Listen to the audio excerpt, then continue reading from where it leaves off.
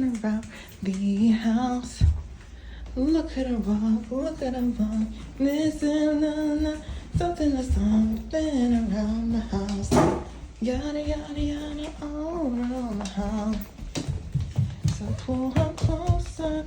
Why don't I pull her closer? Come on, I can just let you go. Hello, welcome back. Welcome back to my channel. All right, so I am like literally just walking around my house for half an hour because I have back pain. Well, I'm pregnant. I don't know if I haven't said that. I am pregnant. I'm in my second trimester. I have back pain, and I didn't have back pain with my daughter until the third trimester. So this is new, and it's actually more intense back pain. Like it hurts more than when I was pregnant with her. So I'm just walking around because when I was pregnant with her, walking helped relieve a lot of the pain down there. So that helped. I also have an exercise ball that I sit on sometimes, but I've been doing that for the past 2 days. And I mean, it helps temporarily, and then the pain is back. And this morning I woke up and it was terrible pain.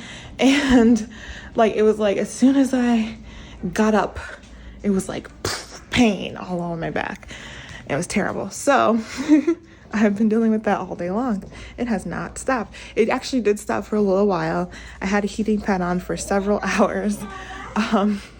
Maybe it wasn't several. It was like 3 hours. It was during her nap. She took a 3-hour nap today because she hadn't taken very good naps the last few days because I've been working. I worked 2 12-hour shifts yesterday and then the day before that. So 12 hours yesterday, 12 hours the day before that. And that meant her grandparents were watching her, and whenever they watch her, God bless them, she doesn't get a good nap. So with my mom yesterday, she didn't nap at all. And then with my husband's grandparents, or my husband's parents, the day before that, she took a 1-hour nap, which is good. That's standard for what she gets over there. But when she's over here, she usually naps for an hour at least. And it could go up from there. And I just let her sleep as long as she feels like it, as long as it's not too long, which it never gets too long. But yeah, so I think she was just catching up on sleep. So that's why she took such a long nap today. But it was good for me because I got to sit on the couch with a heating pad, and that helped for a while. And then the pain came back. So I was like, well, I need to get up and walk for a little while. And I wasn't sitting for 3 hours on the couch. I did take a nap. I did end up falling asleep at some point today. I guess I need to catch up on sleep too. So if you're wondering what I've been doing career-wise, still counseling. Have not changed. Still work where I currently work, or used to work, whatever. I still work at the same place that I worked the last time I made a video about my career. So still the same place, still doing counseling. I'm doing in-home therapy.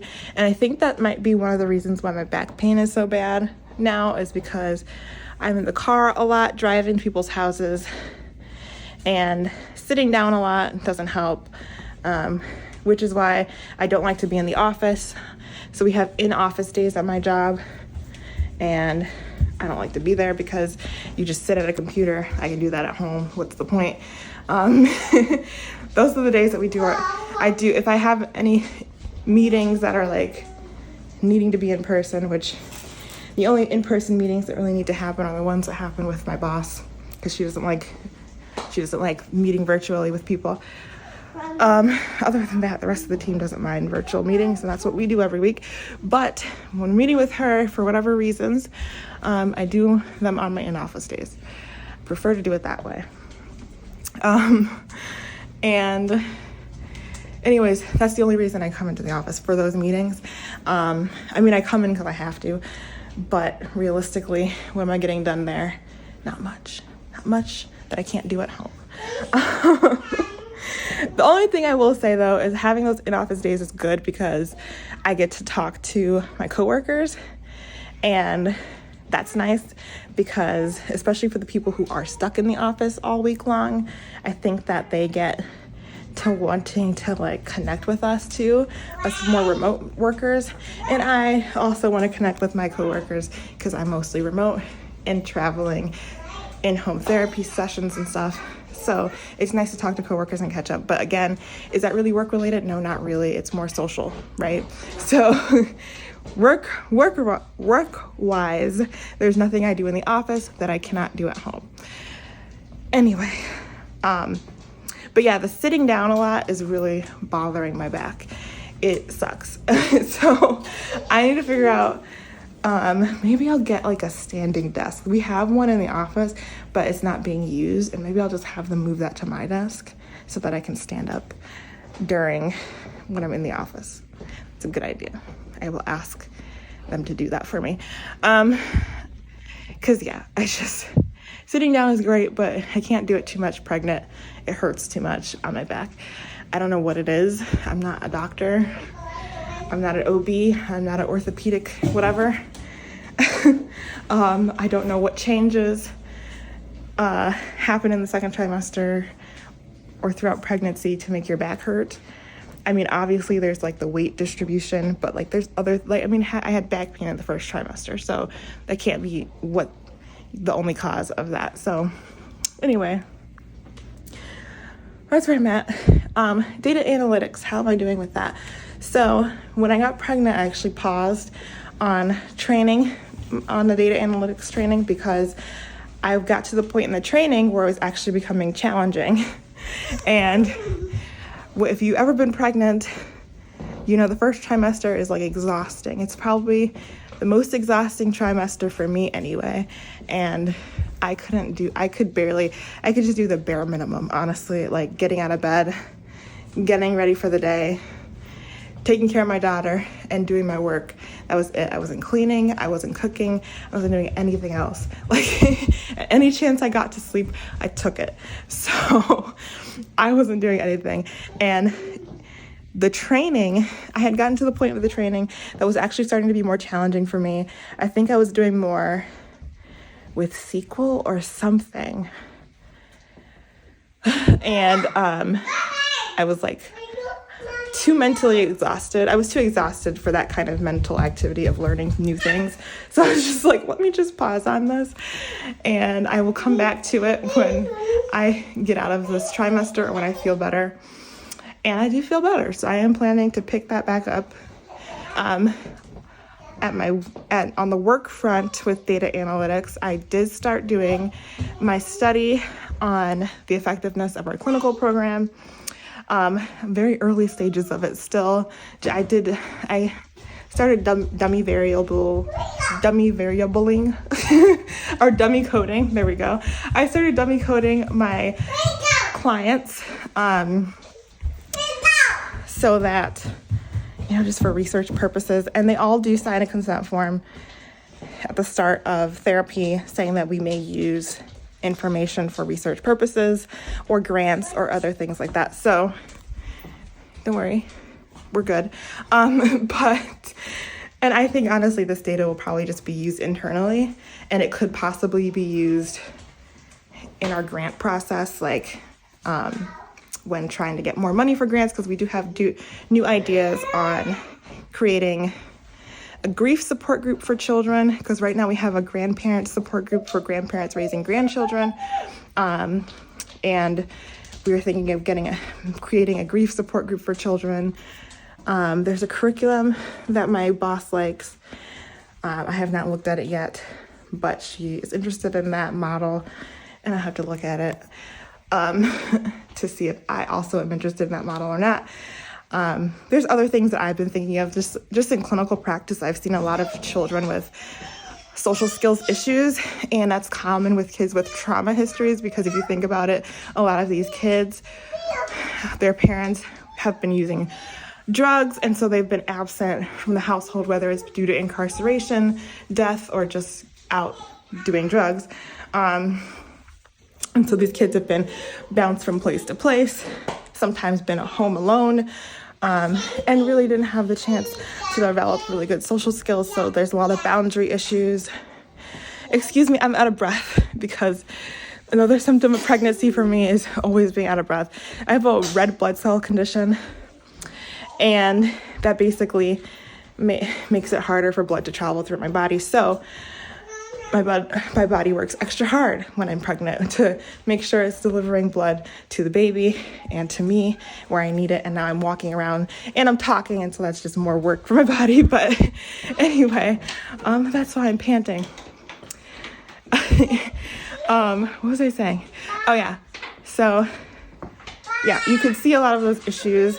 They have boundary issues. They might have issues with just understanding other people's facial expressions or emotions, regulating their emotions, understanding other people's emotions, and honoring them appropriately, things like that. So I think a social skills group would be excellent. There are so many kids on my caseload that I think would qualify for a social skills group and would do excellent. And I want it to be a social skills group and not just, I can teach an individual child social skills all I want to, but if they don't have the opportunity to practice those skills with other children, with a clinician present, so that the clinician can give them feedback and help during the process, then it's not as beneficial. And so really want to get that going too.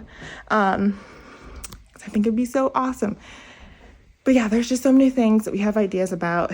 And I think that if we can prove that the current clinical program that we have going on is effective, or at least that we are aware of the scientific techniques to use to measure effectiveness, and that's part of our practice, yearly to do that, then people would be more willing to give us money for more of these types of clinical services. So, so that's my idea right now, and I'm excited about it. However, I'm also pregnant. And it's like, I'm not going to do any new stuff or implement anything new until I'm back from maternity leave next fall. So, okay. So anyways, I'm not going to do anything new until the end of my maternity leave next fall. And my timer went off I was timing my walking. I wanted to make sure I was doing 30 minutes. And I have done 30 minutes, but it feels so good to walk. Actually is relieving a lot of pain, so I'm just gonna keep doing it until I get too tired. So anyways, yeah, I don't want to implement any new stuff, obviously. If I'm a person that's pioneering it, I want to make sure that I'm there to do it, and I also want to make sure I have the energy and the focus to do it. I am kind of concerned though a little bit because after my last maternity leave, I came back to work. Well, okay, I came back to work after 8 weeks. So after 6 weeks, okay. So the last with my daughter, I had a 6-week maternity leave. That was the policy at my organization, and honestly, I felt exhausted and just mentally just not with it. Obviously 6 weeks is just not enough time. I love the place that I used to work at. I really love it. It's probably the best place I've ever worked, but that maternity leave policy needs to change. That's just my feedback regarding that.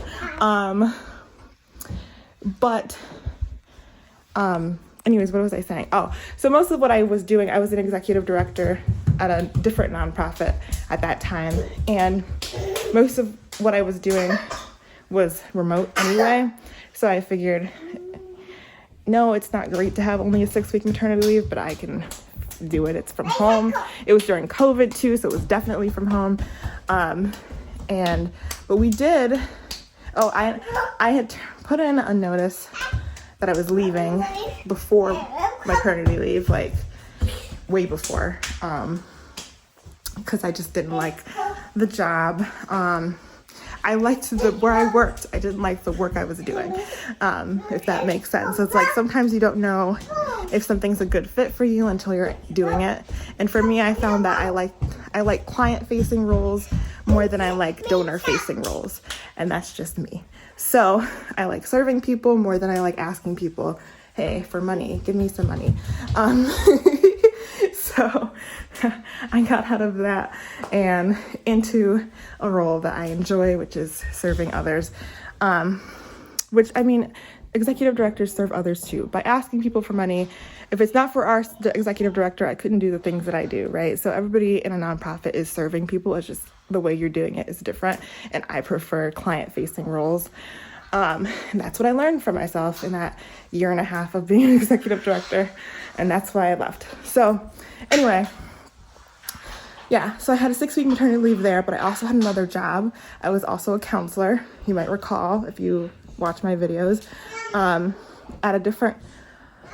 a private practice. I was part-time, and for that one I took 8 weeks off. I just felt like I couldn't do both at 6 weeks, but I could probably do 8 weeks. And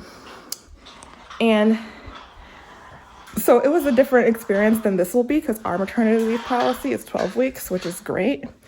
Is it still long enough for me? No. And I don't only say that like subjectively, I say like that objectively as well, because I've done the research. Like I actually did a whole study on it, not a qualitative study. It was it was a qualitative study. But not like my own original research. It was like more like it was more like a literature review because I thought my dissertation would have something to do with maternity leave, but I went a completely different route with my dissertation. So originally that's what it was, and so I do have a literature review on it. But anyways, basically the research and the data say that women's mental and physical health is best when maternity leaves are at least 6 months. Okay? After 6 months, there's no benefit, like there's no further benefit, but it should be at least 6 months. And I say that because it's better for the mental health of the woman and the mental health of the baby, and it's better for the physical health of the baby and the physical health of the mother. I found that very interesting.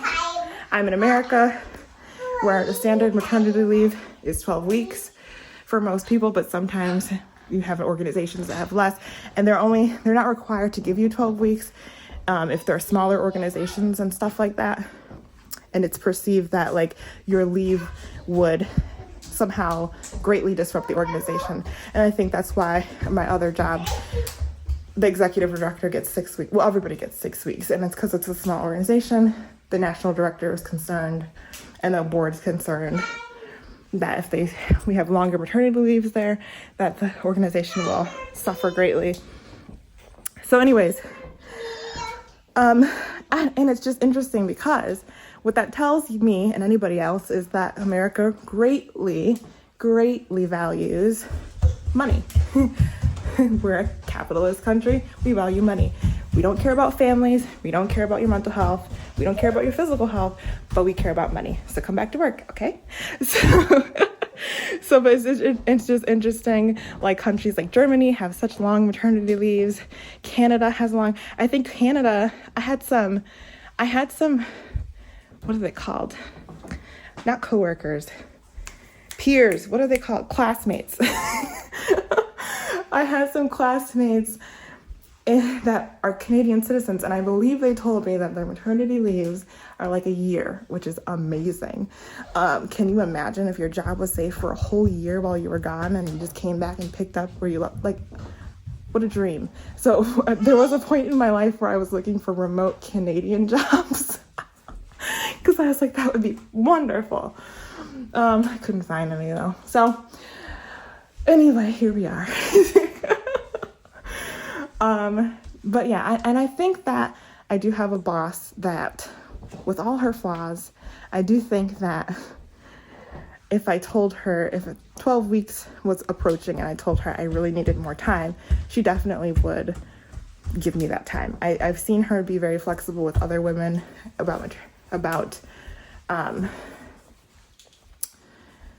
with one other woman about maternity leave and stuff. So I think she would reserve the job. I definitely wouldn't get any money or anything like that, but I think she would at least reserve the job and allow me to come back. at some point.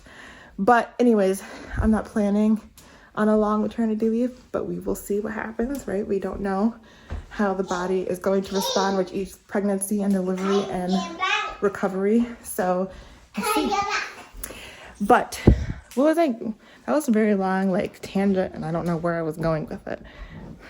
Oh, I was talking about the things I want to do at work.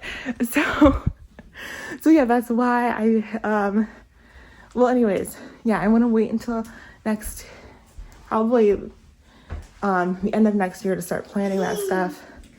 Or maybe I'll just take the end of next year to get back acclimated to work and then start 2024 with a plan for, the next steps and stuff like that.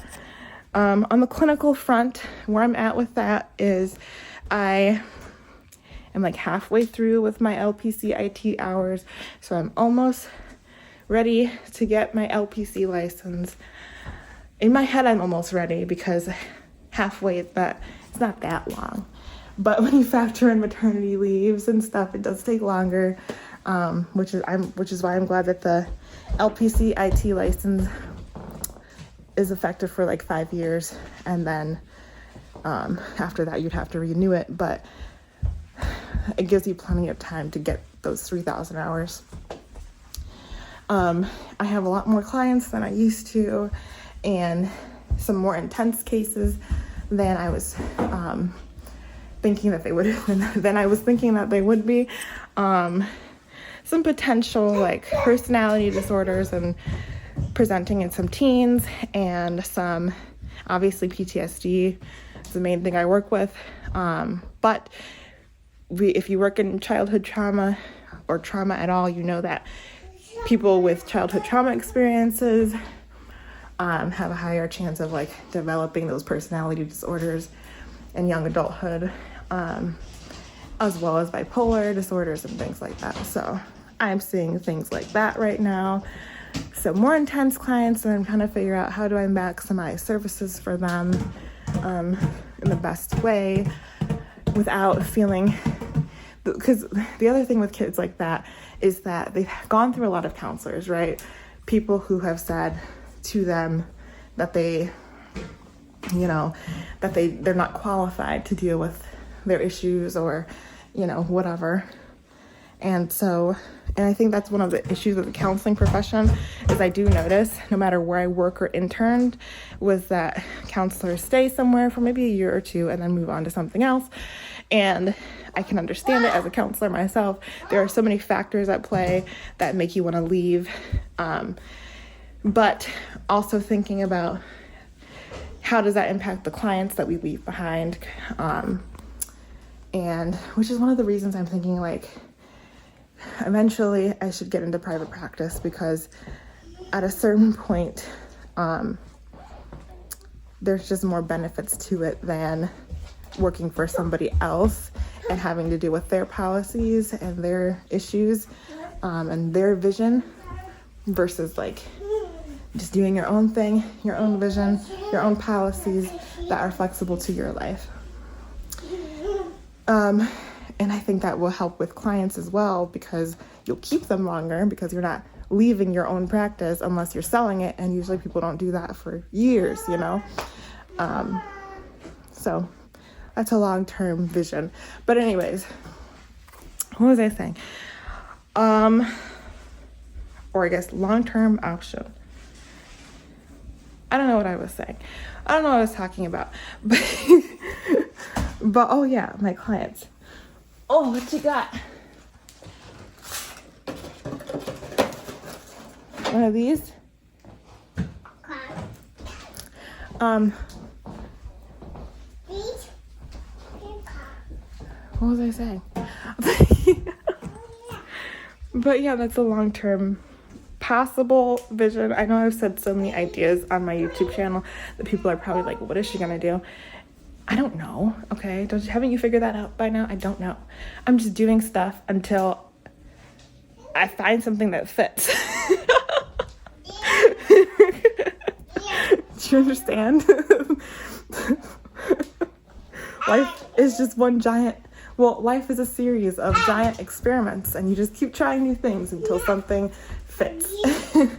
And I also believe that everything that you do, every job that you have, serves you in the time that you're in for the moment, right? So maybe not right, but I think looking back, every job that I've had has helped me get to the next job or the next level of my career in some way, even if it was unrelated. Like, I think back to when I was a dialysis technician, in very different field.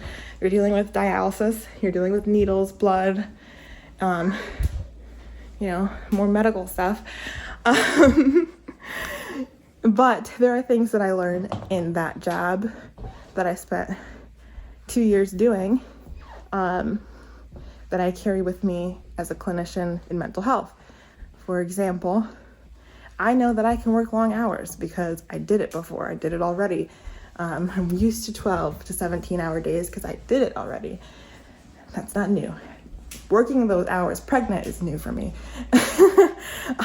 I'm experiencing that now. But so that has helped me to be able to manipulate my schedule so that I can be home with my daughter. I don't know if I've ever talked about this on YouTube, but we don't have her in daycare. It was a decision we made because we tried daycare for 3 days. I didn't like it. Maybe I'll make a video about how come she's not in daycare. What are my thoughts on daycare, on childcare? Maybe I'll do that. Because that's I can really talk about that for a while. Anyways, that's a whole separate subject. Let's move on.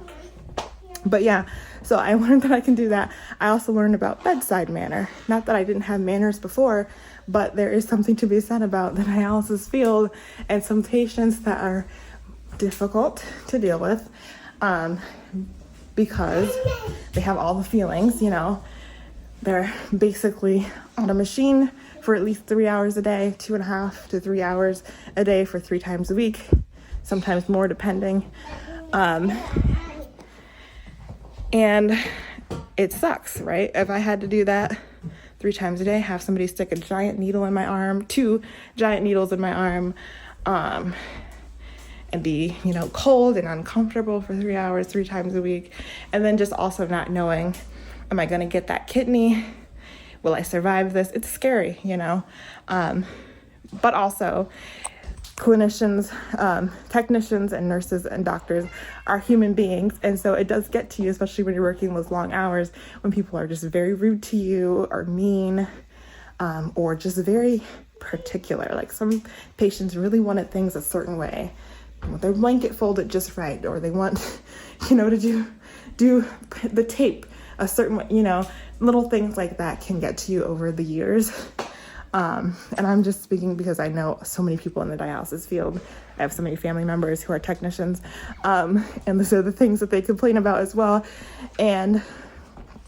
But what it does is it teaches you how to deal with people. And so as a clinician in mental health, that is a very important skill to have, because people will say and do bizarre things to get a rise out of you or to get a reaction from you, especially those with personality disorders or attachment issues. And it's very good to have kind of that stoic face. I meet people, and I can usually tell when they're trying to do that. And I just make it my policy that I'm not going to react, or I'm just going to ask a question.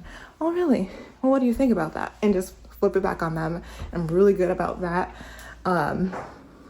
And yeah, so, you take this, all this to say, a very long way of saying, you take little pieces of every place that you work with you to your next adventure in your career. And so every job is valuable. Definitely, if you ever have an issue in life where you lose your job and you have to take a step back or a step down in your career, don't see it as, the end or something detrimental. I think that every career, every job that you do has a value and is something to teach you and that you can bring with you to the next thing. So that is my spiel on that. So yeah, that's just basically what I've been doing. That's my little update, guys. Thank you for walking with me. I know this video was probably distracting, but I thought I would do a video while I'm walking around because I'm bored walking around the house. So thank you for walking with me, and make sure to like and subscribe if you like and you want to subscribe. Bye.